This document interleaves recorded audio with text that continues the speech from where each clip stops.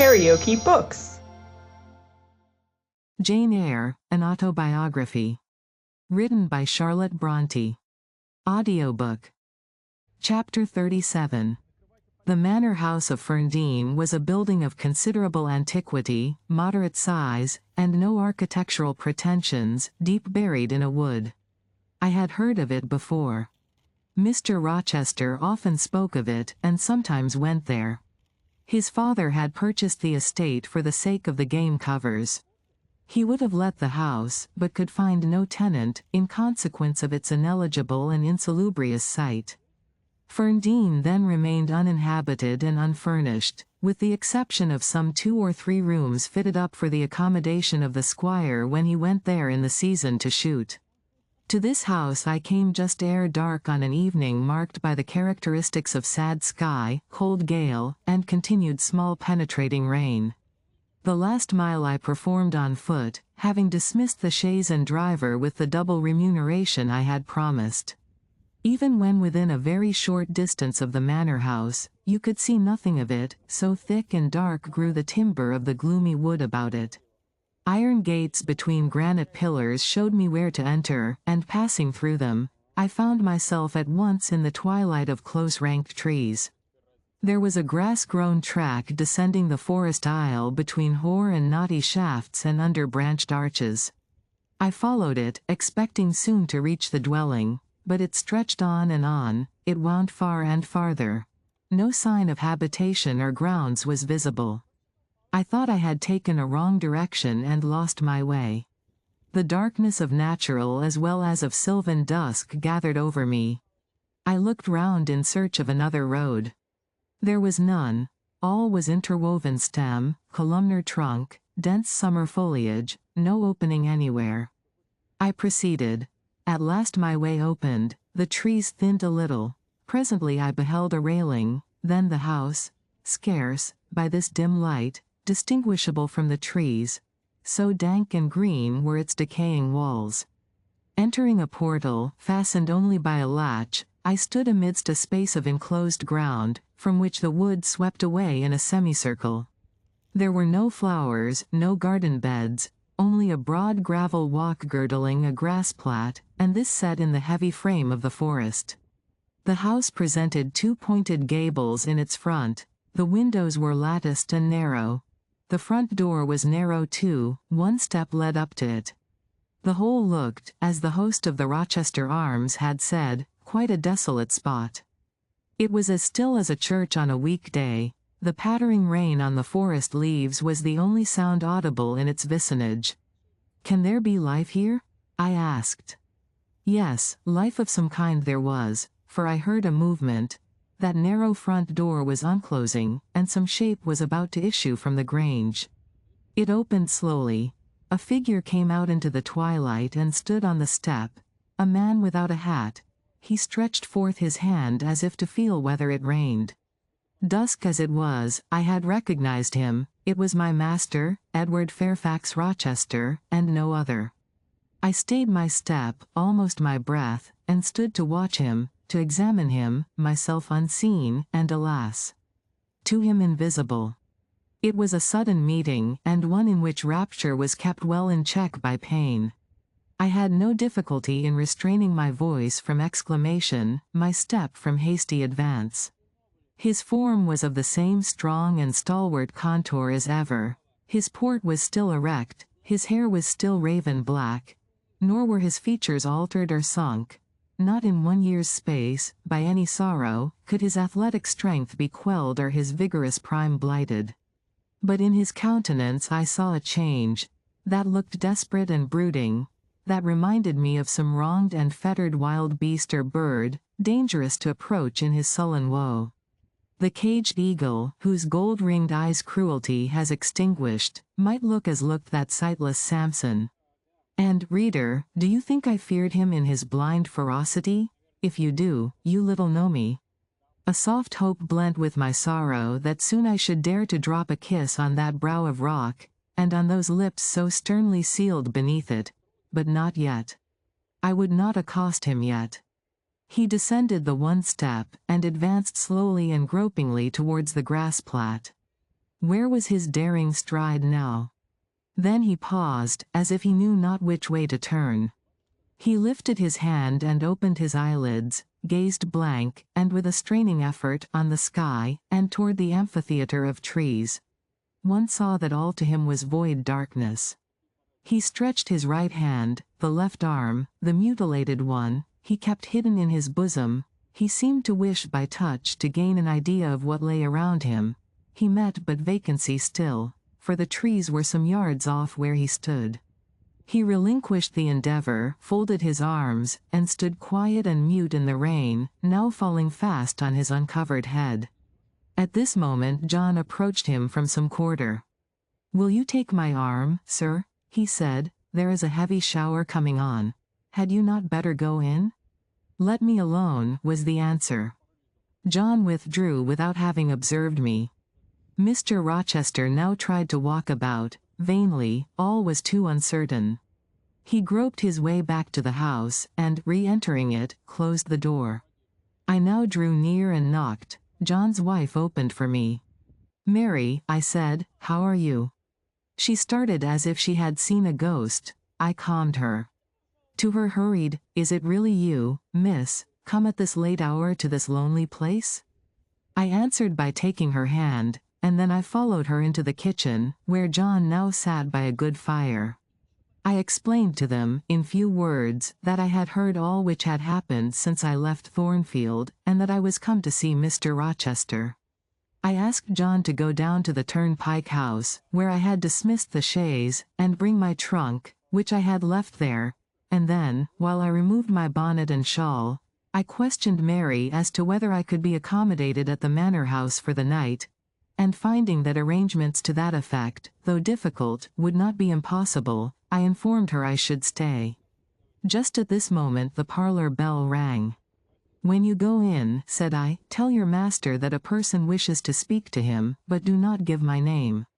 "I don't think he will see you," she answered, "he refuses everybody." When she returned, I inquired what he had said. "You are to send in your name and your business," she replied. She then proceeded to fill a glass with water, and place it on a tray, together with candles. "Is that what he rang for?" I asked. "Yes. He always has candles brought in at dark, though he is blind." "Give the tray to me, I will carry it in." I took it from her hand. She pointed me out the parlor door. The tray shook as I held it, the water spilt from the glass, my heart struck my ribs loud and fast. Mary opened the door for me, and shut it behind me. This parlor looked gloomy. A neglected handful of fire burnt low in the grate, and, leaning over it, with his head supported against the high, old-fashioned mantelpiece, appeared the blind tenant of the room. His old dog, Pilot, lay on one side, removed out of the way, and coiled up as if afraid of being inadvertently trodden upon. Pilot pricked up his ears when I came in. Then he jumped up with a yelp and a whine, and bounded towards me. He almost knocked the tray from my hands. I set it on the table, then patted him, and said softly, "Lie down." Mr. Rochester turned mechanically to see what the commotion was, but as he saw nothing, he returned and sighed. "Give me the water, Mary," he said. I approached him with the now only half-filled glass. Pilot followed me, still excited. "What is the matter?" he inquired. "Down, Pilot," I again said. He checked the water on its way to his lips, and seemed to listen. He drank, and put the glass down. "This is you, Mary, is it not?" "Mary is in the kitchen," I answered.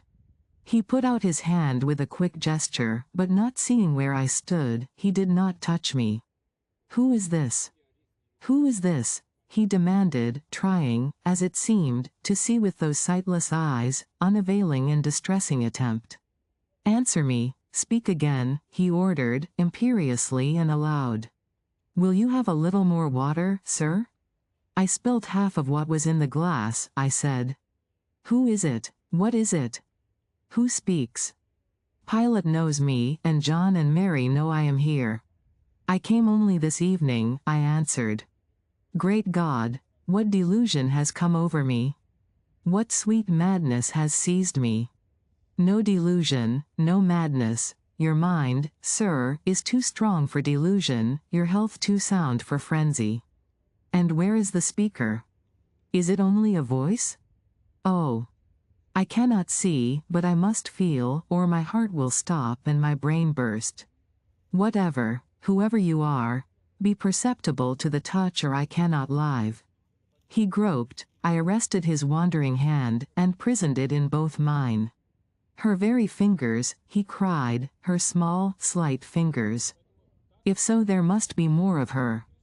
The muscular hand broke from my custody, my arm was seized, my shoulder, neck, waist, I was entwined and gathered to him. Is it Jane? What is it? This is her shape, this is her size. And this her voice, I added. She is all here, her heart, too. God bless you, sir. I am glad to be so near you again. Jane Eyre, was all he said. My dear master, I answered, I am Jane Eyre. I have found you out, I am come back to you. In truth? In the flesh? My living Jane? You touch me, sir, you hold me, and fast enough. I am not cold like a corpse, nor vacant like air, am I? My living darling. These are certainly her limbs, and these her features, but I cannot be so blessed, after all my misery. It is a dream, such dreams as I have had at night when I have clasped her once more to my heart, as I do now, and kissed her, as thus, and felt that she loved me, and trusted that she would not leave me. Which I never will, sir, from this day. Never will, says the vision? But I always woke and found it an empty mockery, and I was desolate and abandoned, my life dark, lonely, hopeless, my soul athirst and forbidden to drink, my heart famished and never to be fed. Gentle, soft dream, nestling in my arms now, you will fly, too, as your sisters have all fled before you. But kiss me before you go, embrace me, Jane.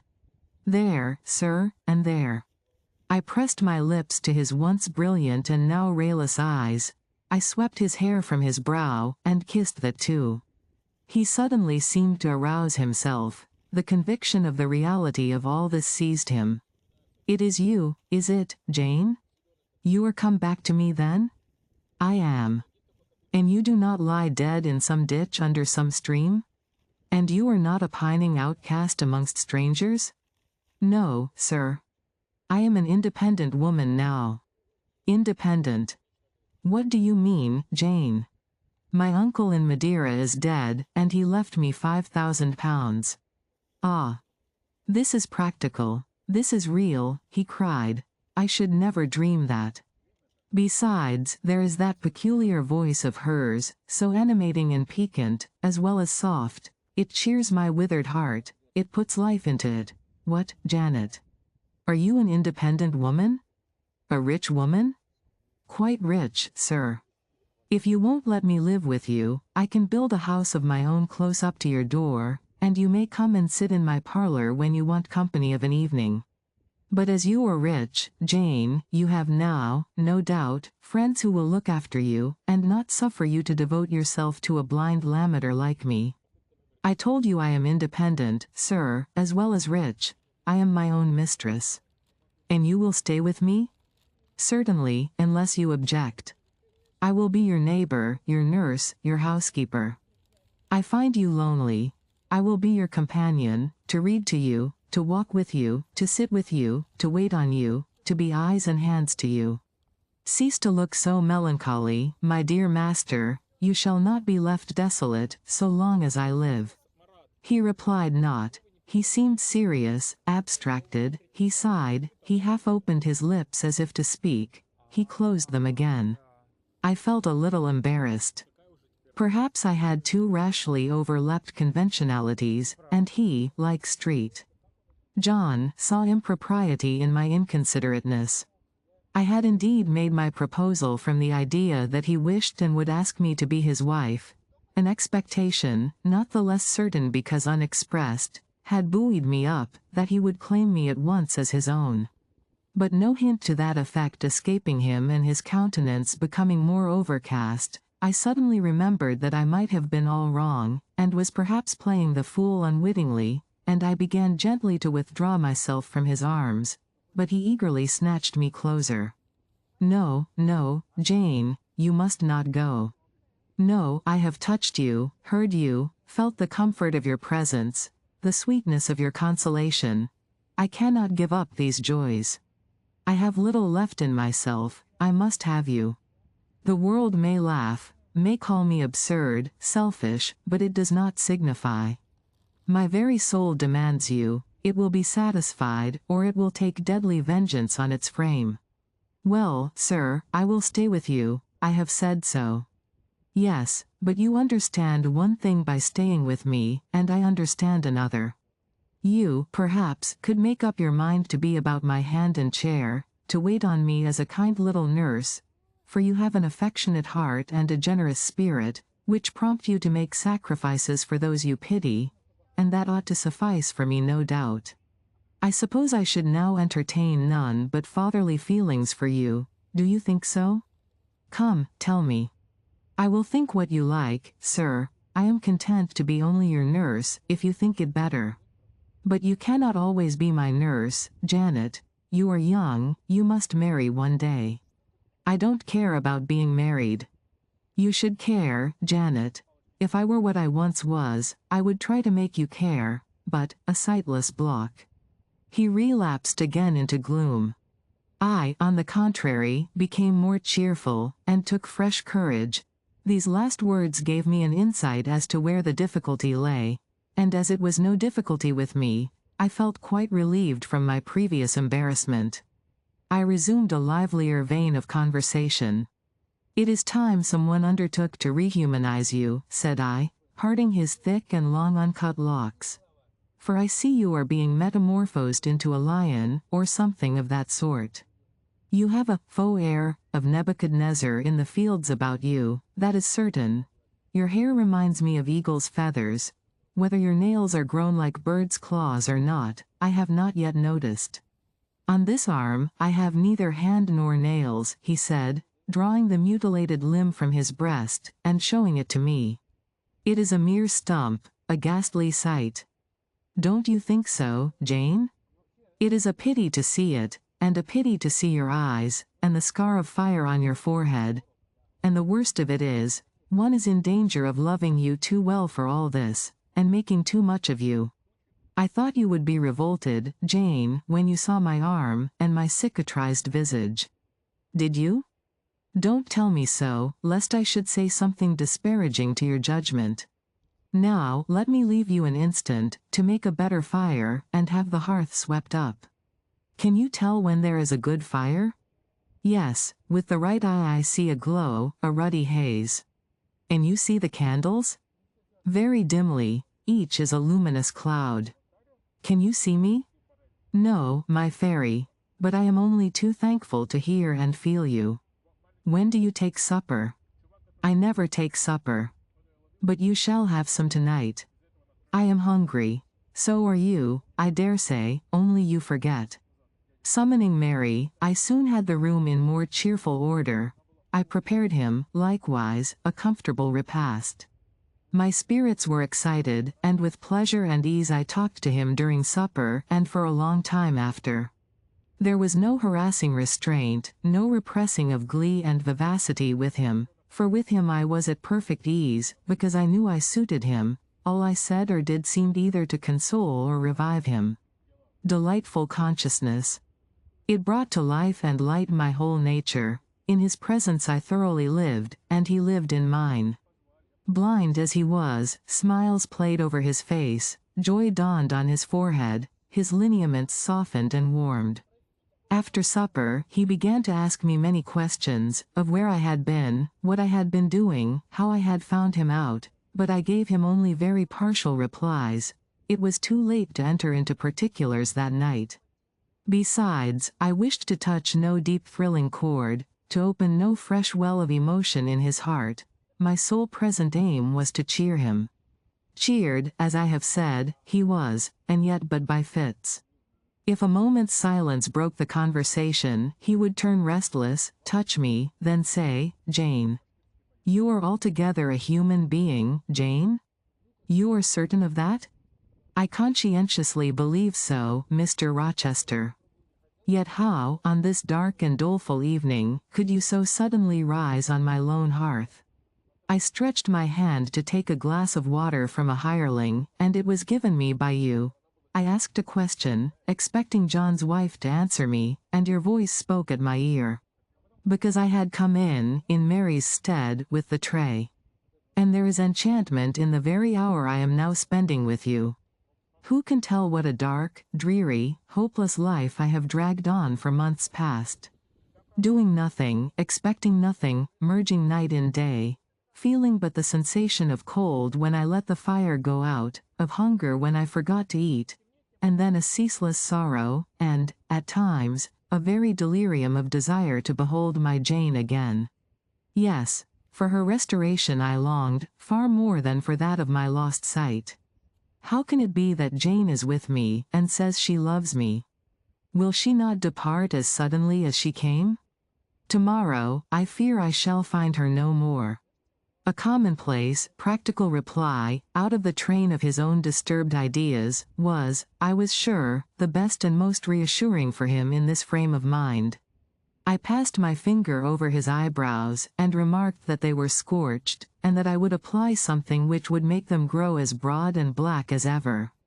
Where is the use of doing me good in any way, beneficent spirit, when, at some fatal moment, you will again desert me, passing like a shadow, whither and how to me unknown, and for me remaining afterwards undiscoverable?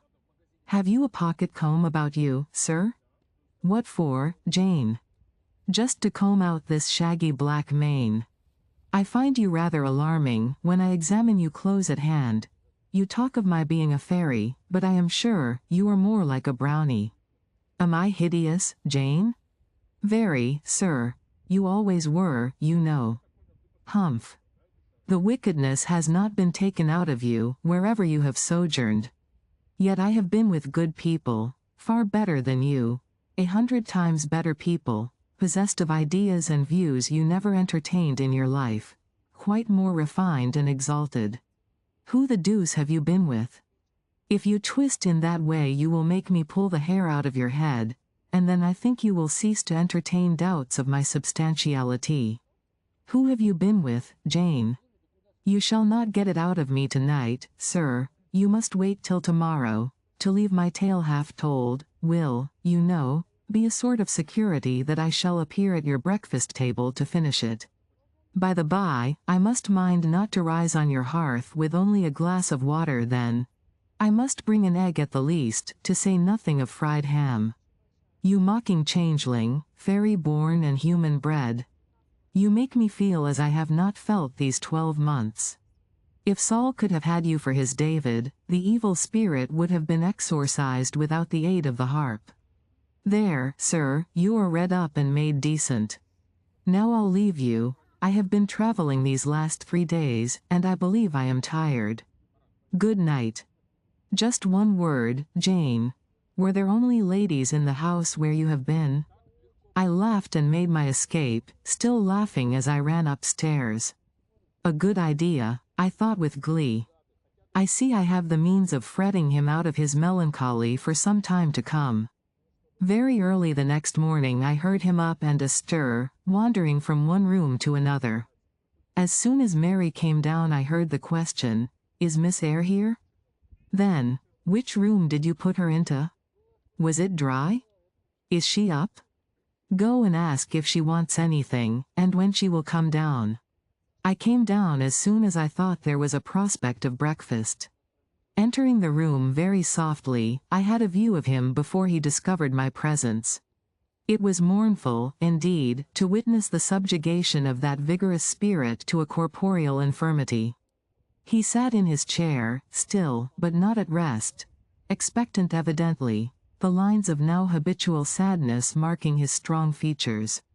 His countenance reminded one of a lamp quenched, waiting to be relit, and alas! It was not himself that could now kindle the luster of animated expression, he was dependent on another for that office. I had meant to be gay and careless, but the powerlessness of the strong man touched my heart to the quick. Still I accosted him with what vivacity I could. "It is a bright, sunny morning, sir," I said. "The rain is over and gone, and there is a tender shining after it. You shall have a walk soon." I had wakened the glow, his features beamed. "Oh, you are indeed there, my skylark. Come to me. You are not gone, not vanished? I heard one of your kind an hour ago, singing high over the wood, but its song had no music for me, any more than the rising sun had rays. All the melody on earth is concentrated in my Jane's tongue to my ear. I am glad it is not naturally a silent one. All the sunshine I can feel is in her presence." The water stood in my eyes to hear this avowal of his dependence, just as if a royal eagle, chained to a perch, should be forced to entreat a sparrow to become its purveyor. But I would not be lachrymose. I dashed off the salt drops, and busied myself with preparing breakfast. Most of the morning was spent in the open air. I led him out of the wet and wild wood into some cheerful fields. I described to him how brilliantly green they were, how the flowers and hedges looked refreshed, how sparklingly blue was the sky. I sought a seat for him in a hidden and lovely spot, a dry stump of a tree, nor did I refuse to let him, when seated, place me on his knee. Why should I, when both he and I were happier near than apart? Pilate lay beside us. All was quiet. He broke out suddenly while clasping me in his arms. "Cruel, cruel deserter. Oh, Jane, what did I feel when I discovered you had fled from Thornfield, and when I could nowhere find you, and, after examining your apartment, ascertained that you had taken no money, nor anything which could serve as an equivalent. A pearl necklace I had given you lay untouched in its little casket. Your trunks were left corded and locked as they had been prepared for the bridal tour. What could my darling do, I asked, left destitute and penniless? And what did she do? Let me hear now." Thus urged, I began the narrative of my experience for the last year. I softened considerably what related to the 3 days of wandering and starvation, because to have told him all would have been to inflict unnecessary pain. The little I did say lacerated his faithful heart deeper than I wished. "I should not have left him thus," he said, "without any means of making my way. I should have told him my intention. I should have confided in him. He would never have forced me to be his mistress." Violent as he had seemed in his despair, he, in truth, loved me far too well and too tenderly to constitute himself my tyrant. He would have given me half his fortune, without demanding so much as a kiss in return, rather than I should have flung myself friendless on the wide world. I had endured, he was certain, more than I had confessed to him.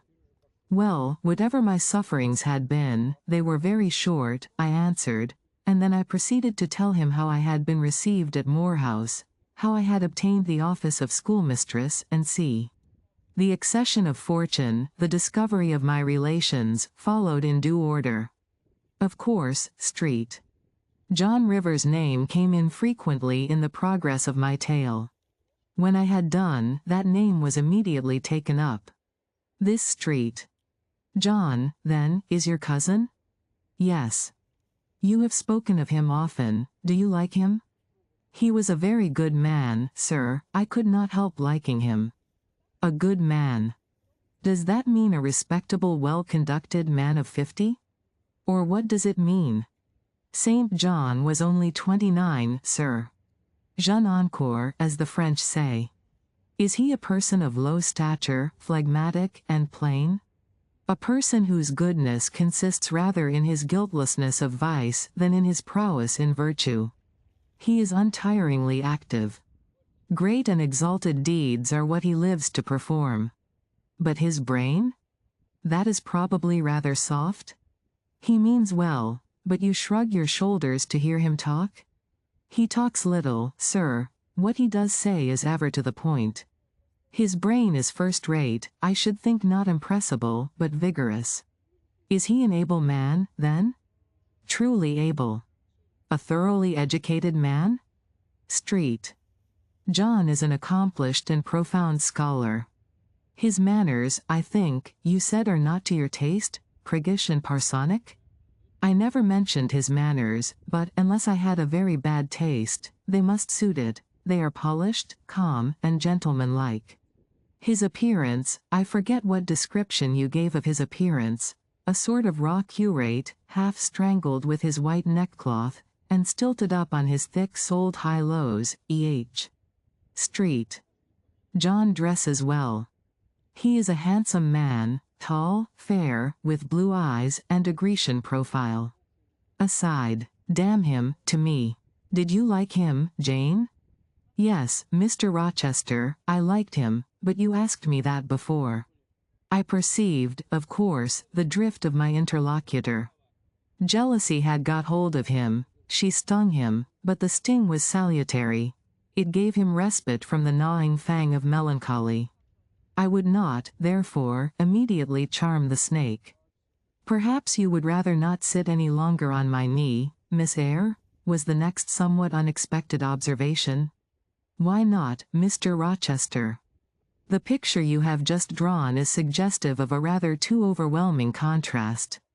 Your words have delineated very prettily a graceful Apollo. He is present to your imagination, tall, fair, blue-eyed, and with a Grecian profile. Your eyes dwell on a Vulcan, a real blacksmith, brown, broad-shouldered, and blind and lame into the bargain. I never thought of it before, but you certainly are rather like Vulcan, sir. Well, you can leave me, ma'am, but before you go, and he retained me by a firmer grasp than ever, you will be pleased just to answer me a question or two. He paused. What questions, Mr. Rochester? Then followed this cross-examination. Street.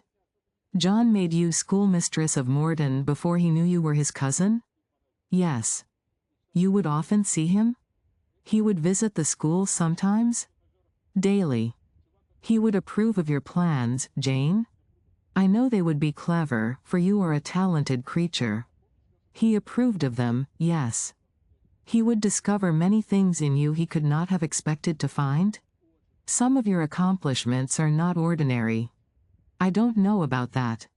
You had a little cottage near the school, you say. Did he ever come there to see you? Now and then. Of an evening? Once or twice. A pause. How long did you reside with him and his sisters after the cousinship was discovered? 5 months. Did Rivers spend much time with the ladies of his family? Yes, the back parlor was both his study and ours. He sat near the window, and we by the table. Did he study much? A good deal. What? Hindostani. And what did you do meantime? I learnt German, at first. Did he teach you? He did not understand German. Did he teach you nothing? A little Hindostani. Rivers taught you Hindostani? Yes, sir. And his sisters also? No. Only you? Only me. Did you ask to learn? No. He wished to teach you? Yes. A second pause. Why did he wish it? Of what use could Hindostani be to you? He intended me to go with him to India. Ah. Here I reach the root of the matter. He wanted you to marry him? He asked me to marry him. That is a fiction, an impudent invention to vex me. I beg your pardon, it is the literal truth. He asked me more than once, and was as stiff about urging his point as ever you could be. Miss Eyre, I repeat it, you can leave me. How often am I to say the same thing? Why do you remain pertinaciously perched on my knee, when I have given you notice to quit? Because I am comfortable there.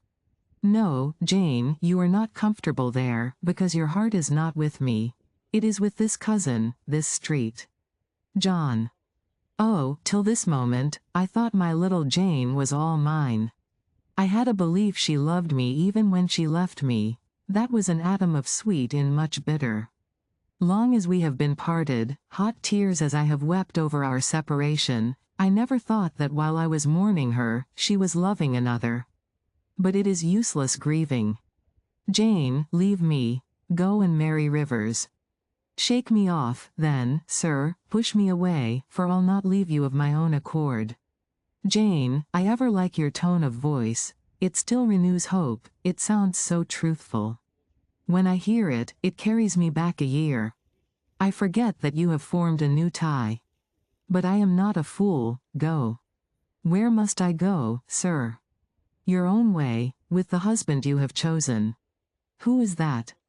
You know, this street. John Rivers. He is not my husband, nor ever will be. He does not love me, I do not love him. He loves as he can love, and that is not as you love, a beautiful young lady called Rosamond.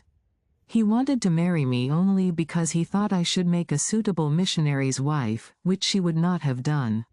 He is good and great, but severe, and, for me, cold as an iceberg. He is not like you, sir. I am not happy at his side, nor near him, nor with him. He has no indulgence for me, no fondness. He sees nothing attractive in me, not even youth, only a few useful mental points. Then I must leave you, sir, to go to him? I shuddered involuntarily, and clung instinctively closer to my blind but beloved master. He smiled. What, Jane? Is this true? Is such really the state of matters between you and Rivers? Absolutely, sir. Oh, you need not be jealous. I wanted to tease you a little to make you less sad. I thought anger would be better than grief. But if you wish me to love you, could you but see how much I do love you, you would be proud and content. All my heart is yours, sir, it belongs to you, and with you it would remain, were fate to exile the rest of me from your presence forever. Again, as he kissed me, painful thoughts darkened his aspect. My seared vision. My crippled strength, he murmured regretfully. I caressed, in order to soothe him. I knew of what he was thinking, and wanted to speak for him, but dared not. As he turned aside his face a minute, I saw a tear slide from under the sealed eyelid, and trickle down the manly cheek. My heart swelled. I am no better than the old lightning-struck chestnut tree in Thornfield Orchard, he remarked ere long.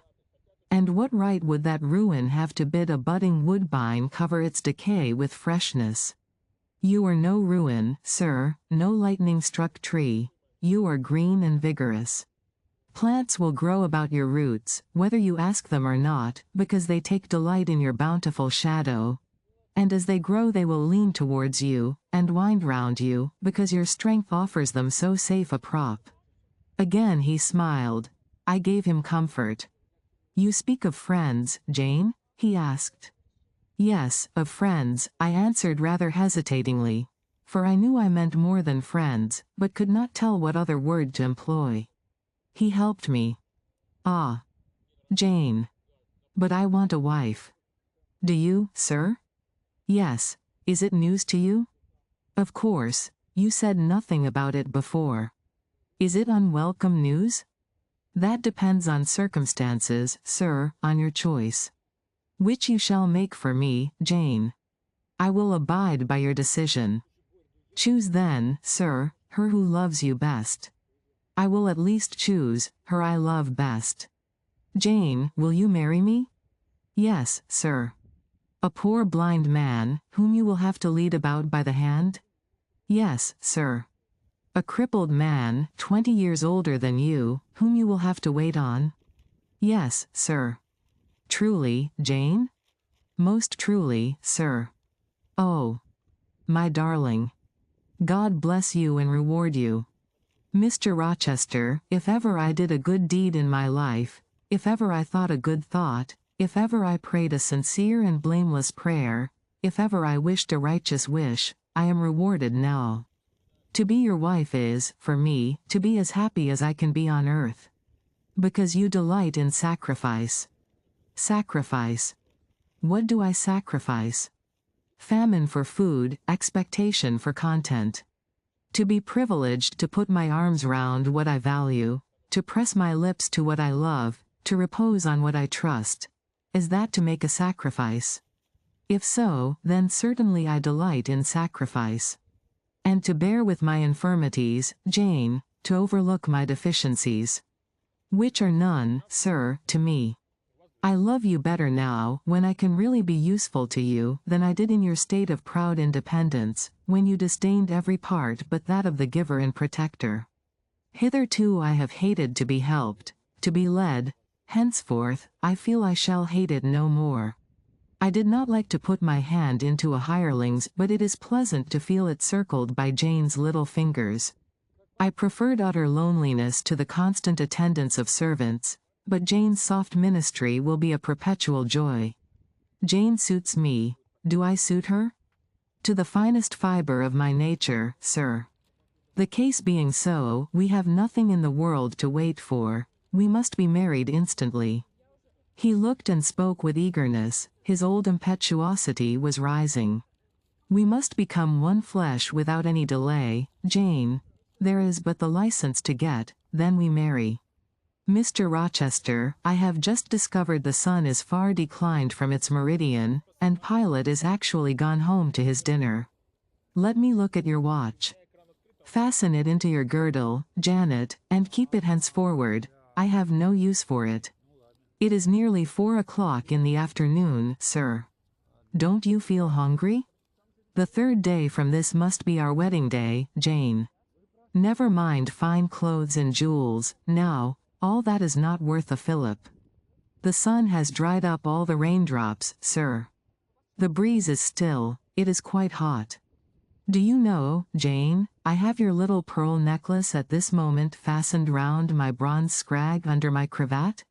I have worn it since the day I lost my only treasure as a memento of her. We will go home through the wood. That will be the shadiest way.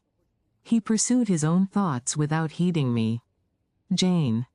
You think me, I dare say, an irreligious dog. But my heart swells with gratitude to the beneficent God of this earth just now. He sees not as man sees, but far clearer, judges not as man judges, but far more wisely. I did wrong. I would have sullied my innocent flower, breathed guilt on its purity. The Omnipotent snatched it from me. I, in my stiff-necked rebellion, almost cursed the dispensation. Instead of bending to the decree, I defied it. Divine justice pursued its course. Disasters came thick on me. I was forced to pass through the valley of the shadow of death. His chastisements are mighty, and one smote me which has humbled me forever. You know I was proud of my strength, but what is it now, when I must give it over to foreign guidance, as a child does its weakness? Of late, Jane, only of late, I began to see and acknowledge the hand of God in my doom. I began to experience remorse, repentance, the wish for reconcilement to my Maker. I began sometimes to pray. Very brief prayers they were, but very sincere. Some days since, nay, I can number them, for, it was last Monday night, a singular mood came over me, one in which grief replaced frenzy, sorrow, sullenness. I had long had the impression that since I could nowhere find you, you must be dead.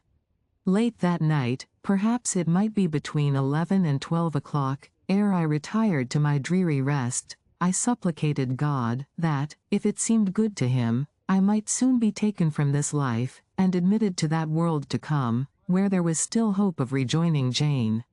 I was in my own room, and sitting by the window, which was open. It soothed me to feel the balmy night air. Though I could see no stars and only by a vague, luminous haze, knew the presence of a moon. I longed for thee, Janet. Oh, I longed for thee both with soul and flesh.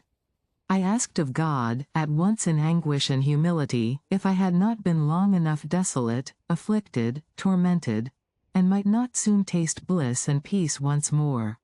That I merited all I endured, I acknowledged. That I could scarcely endure more, I pleaded, and the alpha and omega of my heart's wishes broke involuntarily from my lips in the words, Jane. Jane. Jane. Did you speak these words aloud? I did, Jane. If any listener had heard me, he would have thought me mad. I pronounced them with such frantic energy. And it was last Monday night, somewhere near midnight? Yes, but the time is of no consequence. What followed is the strange point. You will think me superstitious, some superstition I have in my blood, and always had. Nevertheless, this is true at least it is that I heard what I now relate. As I exclaimed, Jane! Jane! Jane! A voice, I cannot tell whence the voice came, but I know whose voice it was, replied, I am coming, wait for me, and a moment after, went whispering on the wind the words, where are you? I'll tell you, if I can, the idea, the picture these words open to my mind, yet it is difficult to express what I want to express. Ferndean is buried, as you see, in a heavy wood, where sound falls dull, and dies unreverberating. Where are you? Seemed spoken amongst mountains, for I heard a hill-sent echo repeat the words. Cooler and fresher at the moment the gale seemed to visit my brow. I could have deemed that in some wild, lone scene, I and Jane were meeting. In spirit, I believe we must have met.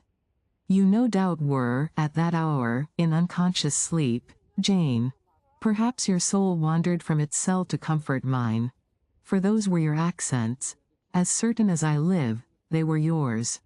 Reader, it was on Monday night, near midnight, that I too had received the mysterious summons.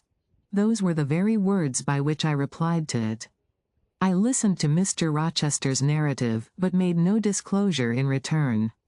The coincidence struck me as too awful and inexplicable to be communicated or discussed. If I told anything, my tale would be such as must necessarily make a profound impression on the mind of my hearer. And that mind, yet from its sufferings too prone to gloom, needed not the deeper shade of the supernatural. I kept these things then, and pondered them in my heart. You cannot now wonder, continued my master, that when you rose upon me so unexpectedly last night, I had difficulty in believing you any other than a mere voice and vision, something that would melt to silence and annihilation, as the midnight whisper and mountain echo had melted before. Now, I thank God. I know it to be otherwise. Yes, I thank God. He put me off his knee, rose, and reverently lifting his hat from his brow, and bending his sightless eyes to the earth, he stood in mute devotion. Only the last words of the worship were audible. I thank my Maker, that, in the midst of judgment, he has remembered mercy. I humbly entreat my Redeemer to give me strength to lead henceforth a purer life than I have done hitherto. Then he stretched his hand out to be led. I took that dear hand, held it a moment to my lips, then let it pass round my shoulder. Being so much lower of stature than he, I served both for his prop and guide. We entered the wood and wended homeward. If you liked what you heard, please subscribe to the channel.